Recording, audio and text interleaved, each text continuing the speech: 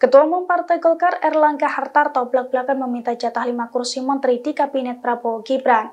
Terkait hal ini, Timnas Anies Baswedan dan Muhaimin Iskandar atau Amin memberikan responsnya. Menurut Timnas Amin, keputusan Golkar itu merupakan bukti politik transaksional sebelum hasil pemilu diumumkan. Dilansir dari tribunnews.com, kritikan itu disampaikan langsung oleh juru bicara Timnas Amin, Billy David Nerotumelina pada Senin 18 Maret 2024. Menurut Billy, apa yang dilakukan Golkar merupakan bukti politik transaksional. Terlebih hingga saat ini hasil Pilpres 2024 juga belum diumumkan oleh KPU secara resmi. Dalam kesempatan itu, Billy pun menyinggung Erlangga yang akhir-akhir ini dianggap kerap terlibat isu kontroversial serupa. Menurut Billy, hal itu tidak patut dilakukan oleh seorang tokoh seperti Erlangga. Diketahui sebelumnya, Erlangga buka suara terkait jatah menteri dari Partai Golkar jika Prabowo Gibran menjadi presiden dan wakil presiden.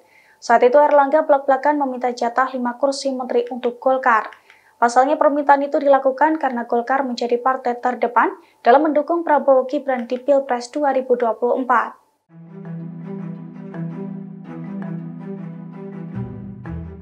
Ratusan massa kembali menggelar aksi demo di depan kantor KPU RI tepatnya pada Senin 18 Maret 2024 siang. Ratusan massa itu menyerukan penolakan soal kecurangan pemilu 2024. Dalam aksinya, massa juga membawa poster besar yang menuntut untuk melengsarkan Presiden Jokowi.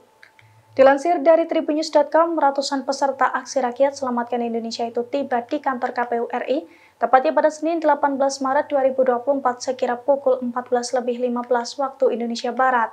Dalam aksinya, para peserta melakukan long march dari Jalan Imam Bonjol atau tepatnya Taman Suropati, Menteng, Jakarta Pusat.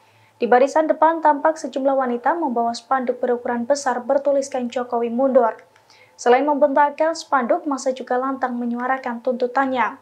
Sementara di barisan tengah terlihat para peserta aksi membawa poster-poster berukuran sedang bertuliskan kalimat-kalimat yang menolak kecurangan pemilu.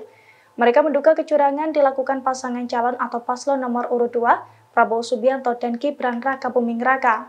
Oleh karena itu, terlihat juga poster-poster bertuliskan kalimat diskualifikasi paslon curang.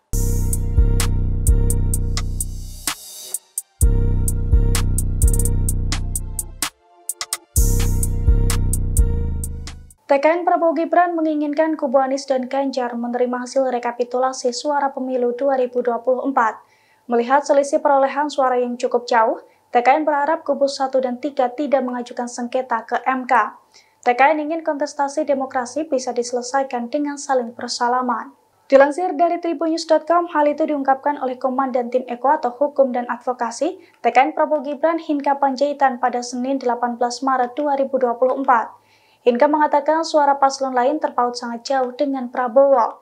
Oleh karena itu, Hinka berharap kubu 1 dan 3 bisa menyelesaikan kontestasi demokrasi dengan saling bersalaman. Hinka juga menyarankan agar paslon lain menunggu 5 tahun mendatang untuk bersaing kembali. Selain itu, Hinka juga meminta agar mereka memberikan kesempatan yang menang untuk menjalankan pemerintahan. Meski demikian, anggota Majelis Tinggi Partai Demokrat itu mengaku tidak masalah jika nantinya kubu Ganjar dan Anies tetap mengajukan sengketa ke MK.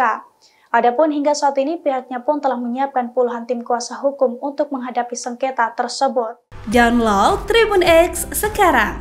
Menghadirkan lokal menjadi Indonesia.